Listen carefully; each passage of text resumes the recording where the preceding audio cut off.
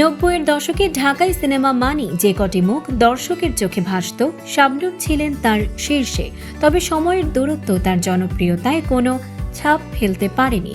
এবার যুক্তরাষ্ট্রে গিয়ে শাবনূর যেন ফিরে পেলেন পুরনো দিনের আড্ডা আর আনন্দ।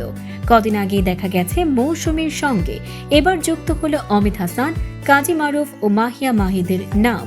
রোববার কাজী মারুফের বাসায় এক ঘরোয়া আয়োজনে গান, নাচ আর স্মৃতিচারণায় মেতে ওঠেন তারা। সামাজিক মাধ্যমে ছড়িয়ে পড়া ভিডিওতে দেখা যায় জনপ্রিয় গানের তালে নাচছেন শাবনূর ও অমিত হাসান। কোথাও আবার অমিত হাসানের সঙ্গে দ্বৈত কণ্ঠে গান গাইতেও শোনা যায় শাবনূরকে। যুক্তরাষ্ট্রে অবস্থানকালে মামুন ইমন, রেসি সহ আরও অনেক পরিচিত মুখের সঙ্গেও সময় কাটাচ্ছেন শাবনূর। পুরনো দিনের গল্প, হাসি আর স্মৃতির ভেলায় ভেসেই যেন আবারও আলোচনায় ফিরলেন ঢাকাই সিনেমার এই চিরসবুজ নায়িকা। গত বছরের এপ্রিলে অস্ট্রেলিয়ার সিডনি থেকে ঢাকায় এসেছিলেন শাবনূর। সময় ছিল মাত্র ৮ ঘন্টা। অসুস্থ মাকে সঙ্গে নিয়েই আবার ফিরতে হয়েছিল অস্ট্রেলিয়ায়। তখন জানিয়েছিলেন বছরের শেষে আবার দেশে ফিরবেন, কিন্তু সেই পরিকল্পনায় হঠাৎ করেই বদল আসে।